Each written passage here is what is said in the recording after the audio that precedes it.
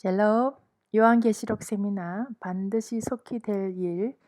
오늘은 30번째 강의입니다. 오늘의 제목은 다섯째 인과 순교자들의 강구입니다. 오늘 본문은 계시록 6장 9절에서 11절입니다. 그럼 지난 시간에 우리가 배운 넷째 인까지의 사건을 우리가 배웠습니다. 네, 이 넷째 인까지의 사건은 정말에 등장할 네 말의 계시에 대한 말씀인데, 붉은 말은 지난 시간에 전쟁을, 검은 말은 기근을, 청황색 말은 세상에 무서운 재앙을 가져오는 적그리스도인 짐승인 것을 우리가 공부했습니다. 그 중에 유독 첫째 흰 말만이 대환란에서 성도들을 구원하기 위한 최종적인 복음 운동을 전개하는 모습으로 계신된 것을 우리가 공부하였습니다. 그래서 도표를 보면 첫째 이는 흰말로서 두 증인, 14만 4천 하나님의 그 종들을 하나님께서 한 일의 언약을 맺기 직전에 인치셔서 한 일의 적그리스도가 한 일의 언약을 맺으면 바로 이 24만 4천이 다시 예언하라는 사역의 사명을 받고 이제 교회를 깨우기 위한 예언 활동을 시작을 하게 됩니다. 이것이 첫째 말, 흰말의 활동이었고요. 둘째 말은 붉은 말로서 이 둘째 말은 전쟁이라는 것을 우리가 공부하였습니다. 이 둘째 말은 첫째 인이 두 증인이 사역이 끝나고 1260일이라는 기간 동안 사역이 끝나고 적그리스도에 의해서 죽임을 당한 후에 3일 반 만에 살아나서 하늘로 올라가는 그 시점에 이 땅에서 일어나는 세계 제3차 세계대전 핵전쟁이 일어나는 것을 우리가 공부했습니다. 그것이 둘째 인의 붉은 말이라고 배웠습니다. 셋째 인은 그 적그리스도가 비록 한 일의 언약을 시작했지만 적그리스도에게 주어진 통치 기간은 후 3년 반 42개월입니다. 이 기간에 셋째 말, 검은 말이 가져오는 것은 큰 인류의 큰 기근이라고 말씀드렸습니다. 이 기근이 일어날 수밖에 없었던 것은 전 3년 반 기간에 두 증인 하나님의 종들이 큰 능력을 받고 사역하는 기간 내내 큰 능력을 받아서 사역하는 기간 동안 하늘의 문을 닫아서 3년 반 동안 비가 내리지를 않았습니다. 그리고 이 기근의 원어의 또 다른 이유는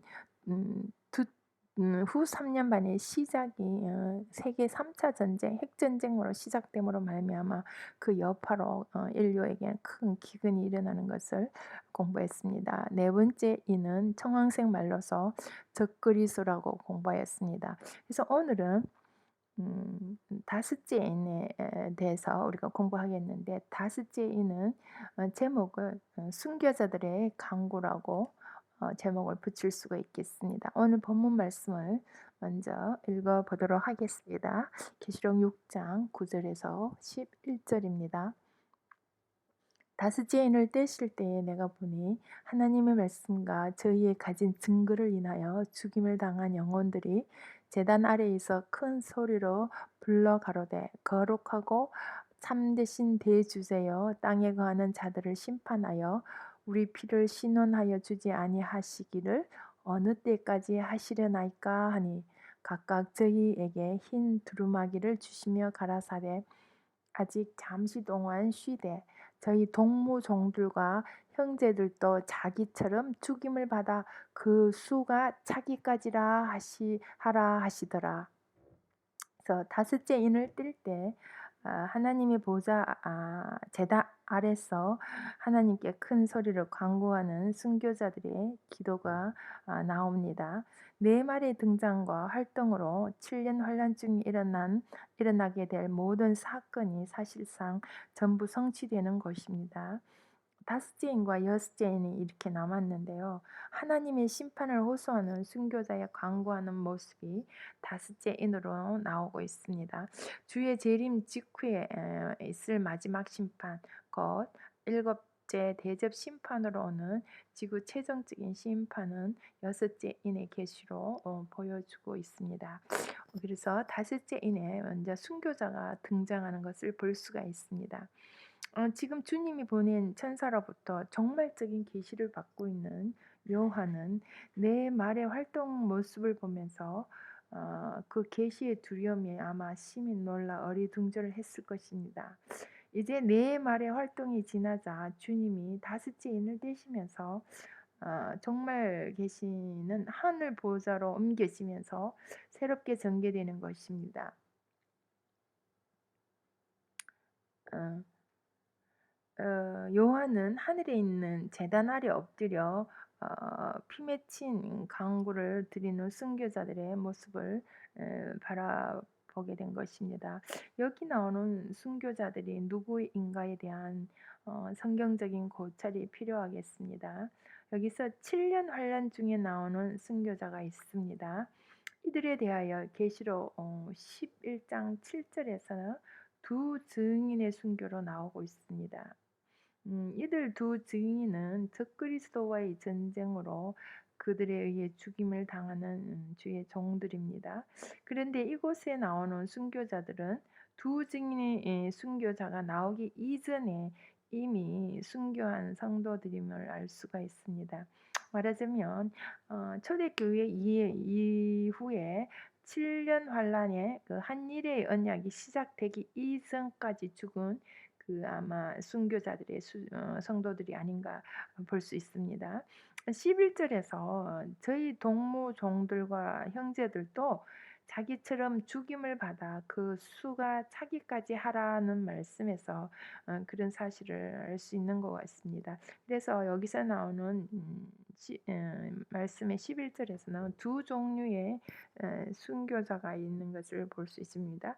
7년 환란 이전에 죽은 순교자와 7년 환란 기간에 순교당할 그 숫자를 채우게 될 순교자가 있다라는 것이죠. 그래서 여기서 순교 성도들의 자격이 나오고 있습니다. 순교 성도들의 자격은 먼저 하나님의 말씀과 저희의 가진 증거를 인하여 죽임을 당한 영혼들이라고 했습니다.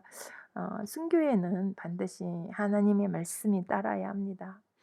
이들 순교자들은 하나님의 말씀을 인하여 핍박을 받았습니다. 이에 대하여 히브리서에서는 이처럼 말씀해 주고 있죠. 히브리서 11장 35절에서 37절 말씀을 제가 읽어드리겠습니다. 거기에 또 어떤 이들은 더 좋은 부활을 얻고자 하여 심한 고문을 받되 구차히 풀려나기를 원하지 아니하였으며 또 어떤 이들은 희롱과 채찍질뿐만 아니라 결박과 옥에 갇히는 시험도 받았으며 돌로 치는 것과 톱으로 켜는 것과 시험과 칼에 죽는 것을 당하고 양과 염소의 가죽을 입고 유리하여 궁핍과 환난과 학대를 받았으니 이런 사람은 세상이 감당하지 못하느니라. 이렇게 말씀하고 있습니다. 이 같은 어려운 시련 속에서도 성도들은 결코 하나님의 말씀을 배반할 수 없기 때문에 순교의 자리에 이르게 되는 것입니다. 다음에는 순교 성도는 저희의 가진 증거가 따라야 합니다. 믿음으로 소유하고 있는 확실한 증거를 말하는 것입니다. 이 증거 없이는 순교자의 반열에 들어갈 수가 없죠. 그래서 믿음은 바라는 것들의 실상이요 보지 못한 것들의 증거니 선진들이 이뤄서 증거를 얻었으니라고 말씀하고 있습니다. 히브리서 11장 1절입니다. 그다음은 순교자들에게 다가오는 그 축복은 무엇인가요? 순교자들은 가장 영광스러운 상급을 받게 되어 있습니다.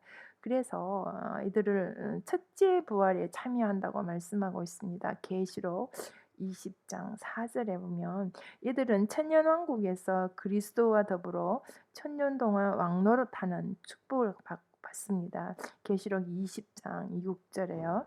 하늘에서도 이들은 세세토록 왕노릇하는 축복을 받게 되는 것입니다. 계시록 22장 3절에서 5절에 나옵니다. 제가 그럼 계시록 20장 4절에 한번 읽어드리겠습니다. 또 내가 보호자들을 보니 거기 앉은 자들이 있어 심판하는 권세를 받았더라.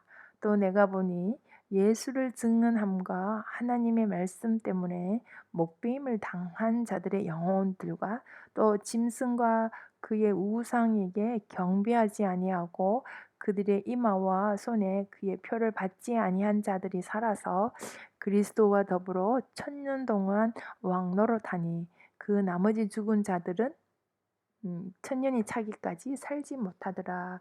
이는 첫째 부활이라 이렇게 말씀하고 있습니다. 요한은 이처럼 죽임을 당한 순교자들의 영혼들이 제단 아래서 하나님께 아뢰는 모습의 계시를 본 것입니다. 우리도 계시를 통해서 이들이 하나님의 제단 아래서 간구하는 모습을 바라볼 수 있습니다. 그리스도인이 죽으면 그 영혼이 어디로 가느냐는 그 문제에 대해서는 여러 가지 설이 있지요. 어떤 학자들은 낙원과 천국을 구분해서 사람이 죽으면 영혼의 안식처인 낙원에 갔다가 부활한 이후 부활한 몸으로 천국에 들어간다고도 주장합니다. 그러나 이 같은 주장은 성경적이 아닌 것입니다. 순교자들의 영혼이 천국과 구분된 낙원에 있었다고 말씀해 주지 않고 있기 때문입니다. 바울은 고린도후서 5장 8절에서 말씀해 주고 있는 낙원은 천국과 구별된 별도의 장소라고 말할 수가 없습니다. 또한 바울이 고린도후서 12장 1절에서 7절까지에서 셋째 하늘로 올라가 본 낙원은 우리의 영원한 본향인 천국을 뜻하는 것이 분명합니다. 누가복음 16장 19절에서 31절에서 예수님이 비유로 말씀해 주신 음부나 아브라함의 품은 음부는 지옥을 아브라함의 품은 천국을 가리키는 것으로 보아야 할 것입니다. 예수님이 예배하러 가신다고 하신 그곳이 천국과 구별된 낙원일 수가 없다는 것입니다. 그런데 이들 순교자들은 제단 아래서 간절하고 긴급한 기도를 드리고 있었습니다. 그 기도의 제목은 자신들이 흘린 피에 대한 신원을 호소하는 것입니다. 우리의 피를 신원하여 주지 아니하시기를 어느 때까지 하시려나이까 하는 간구를 올리고 있었습니다. 이처럼 하나님의 그 최종적인 심판은 그 성도들의 피값에 대한 신원으로 내려집니다.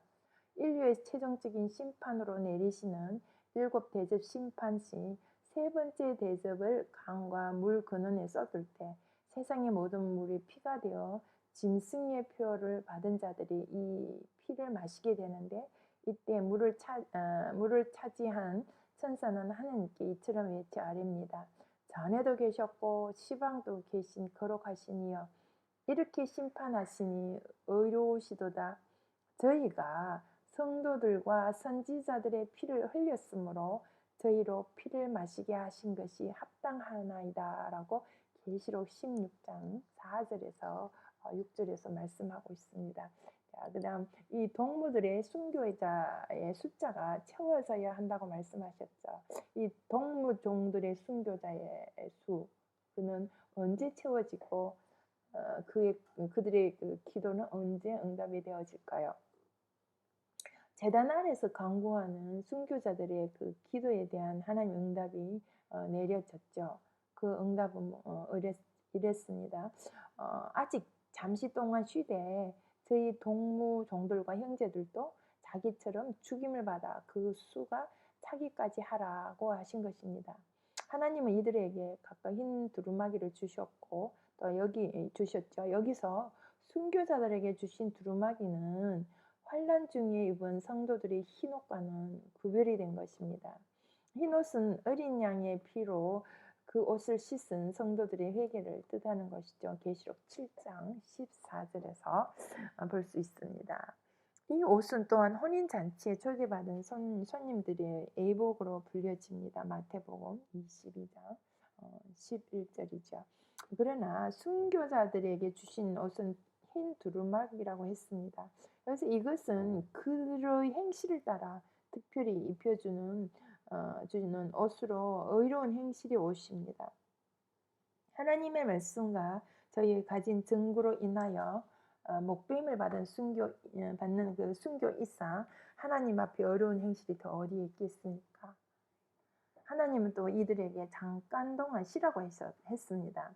그 이후로는 저희 동무종들과 형제들도 자기처럼 죽임을 받아 수가 채워지기까지 하라고 했습니다. 잠깐 쉬라고 하신 말씀은 아마 천국에 있는 성도들의 그 생활을 보여주신 것입니다. 쉰다는 말은 영적인 수면을 의미하는 말이 아닙니다. 지금 이들 순교자들은 분명한 의식을 가지고 호소하고 있는 것입니다. 그래서 계시록 14장 13절에서 자금 이후로 주 안에서 죽는 자는 복이 있도다 하시매 성령이 가라사대 그러하다 저희 수고를 그치고 쉬림이 있는 저희의 행한 일이 따름이라고 하신 말씀에서 천국에서 쉬는 일은 새로운 영적 생활의 축복을 말하는 것임을 우리가 알 수가 있습니다. 하나님은 이들에게 그 주신 응답의 말씀 중에서 또 다른 순교자의 수가 채워져야 된다고 말씀하셨죠. 저희 동무 종들과 형제들도 자기처럼 죽임을 받아 그 수가 차기까지 하라고 하신 것입니다. 우리는 요한계시록에서 순교자의 무리를 두 종류로 나눠 대별한 것을 알 수가 있습니다. 지금 현재 제단 아래서 강구하고 있는 순교자의 무리는 7년 환란 이전에 순교한 하나님의 종들입니다. 그리고 이들 동무 종들의 형제들은 이들과는 달리 7년 환란 기간 중에 순교할 하나님의 종들로 이들의 순교자의 수가 채워져야 할 그 핏값에 대한 하나님의 최종적인 심판이 이 땅에 내려진다고 하신 것입니다. 그러면 이들은 누굴까요? 그 마지막 순교자의 수를 채우게 될 그 이들은 누구일까요? 요한계시록에는 환란 중에 순교하게 될 성도들에 대해서는 두 증인으로 나와 있습니다. 우리는 이 두 증인이 계시록 10장 11절에서는 두 선지자라고 지칭하는 것을 보아 하나님 교회에서 선별된 하나님의 종들임을 알 수 있습니다. 또한 이들은 영적 이스라엘 중에서 뽑아낸 14만 4천 명의 하나님의 종들과도 같은 무리입니다. 7장에 보면 하나님 종들의 그 이마에 인을 치는 모습을 나오는데 그들이 14만 4천이죠. 근데 이 14만 4천이 그 11장에 나와 1260일 동안 다시 예언하는 사명을 감당하는 두 선지자, 두 증인이라고 했습니다. 그래서 14만 4천과 이 두 증인은 동일한 무리인 것을 우리가 볼 수가 있고 이 14만 4천이 하나님의 종들로서 마지막 그 순교자의 수를 채우게 될 동료 순교자라는 것을 우리가 알 수가 있습니다. 계시록 20장 4절에 보게 되면 첫째 부활에 대한 계시가 나옵니다. 이 계시에서 첫째 부활에 참여할 성도들을 순교자들로 국한시키고 있는데 여기서 그는 그 순교자들을 두 무리로 나누고 있는 것을 볼 수 있습니다. 그래서 20장 4절에 읽어보면 내가 보자들을 보니 거기 앉은 자들이 있어 심판하는 권세를 받았더라. 또 내가 보니 예수의 증거와 하나님의 말씀을 인하여 목배임을 받은 자의 영혼들과 또 그 짐승과 그의 우상에게 경배하지도 아니하고 이마와 손에 그의 표를 받지 아니하는 자들이 살아서 그리스도로 더불어 천년 동안 왕노릇하리니 그 나머지 죽은 자들은 천년이 차기까지 살지 못하더라. 이는 첫째 부활이라고 말씀해 줍니다. 여기서 처음 나오는 하나님의 말씀을 인하여 목배임 받은 자들의 영혼들은 본문에서 말씀해 주고 있는 대로 제단 아래서 현재 호소하고 있는 환란 전 순교자들이고 또 순교자들입니다. 이 땅에 7년 환란이 오기 이전까지 역사상의 많은 성도들이 복음을 위하여 그의 생명을 순교의 제물로 바쳤는데 그들의 영혼들이라는 것이죠. 그리고 그 다음 그룹은 환란 기간 중에 순교당한 자들이죠. 그들이 바로 14만 4천인데 그들에 대해서는 또 짐승과 그의 우상에 경배하지 아니하고 이마와 손에 그의 표를 받지도 아니한 자들이 살아서라고 한 순교자의 무리는 7년 환란 기간 중에 1260일간 전 3년 반 1260일간의 예언 사역을 마칠 때에 그 무적행에서 올라오는 짐승과 더불어 전쟁을 일으켜 그들에 의해서 죽임을 당하는 새로운 순교 성도들입니다. 그래서 이들은 11장에서 적그리스도에 순교당한 하나님의 종들로 저희 동무 종들과 형제들도 자기처럼 죽임을 받아 그 수를 채우는 자들입니다. 그래서 7년 환란 중에 순교할 이들은 이처럼 두 증인 14만 4천을 가리킵니다. 하나님의 제단 아래서 호소하는 순교자들의 강구에 이들을 순교자들의 숫자가 채워질 때까지 기다리라고 하신 것입니다. 그리고 11장에서 이 순교자의 숫자가 채워지면서 곧 후 3년 반에 이르게 되고 후 3년 반은 그 붉은 말의 활동으로 들어가면서 그 순교자들의 그 핏값을 신원하는 하나님의 심판이 두째화 재앙으로부터 시작이 되는 것을 우리가 볼 수가 있습니다. 자, 그래서 그 순교자의 숫자가 채워지는 시점은 후 3년 반 시작되는 시점이고, 그 다음에 그 순교자의 기도가 뭐예요? 저들의 피를 신원하여 주기를 기다리는 거죠.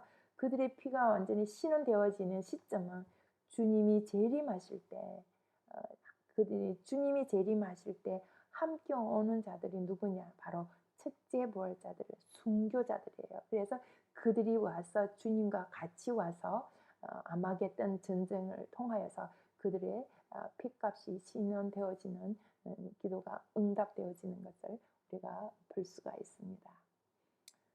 과연 이들 두 증인들이 순교하게 되면서부터 이 땅 위에는 둘째 화가 임하게 되고 바로 후 3년 반에 들어서면서 순교자들의 핏값을 갚아주시는 하나님의 그 신원의 역사가 최후의 심판으로 내려집니다. 이처럼 정말의 주의 재림을 전후한 순교자들의 등장은 굉장히 중요한 의미가 있습니다. 이들은 전 3년 반 동안 회개의 복음을 외치다가 그들의 사역이 끝나는 1260일 후에 적그리스도에 의해서 순교하게 됩니다. 이들의 순교와 함께 이 땅 위에는 무서운 대환란이 쏟아져서 이제 하나님의 그 마지막 심판이 이 땅에 일어나게 됩니다.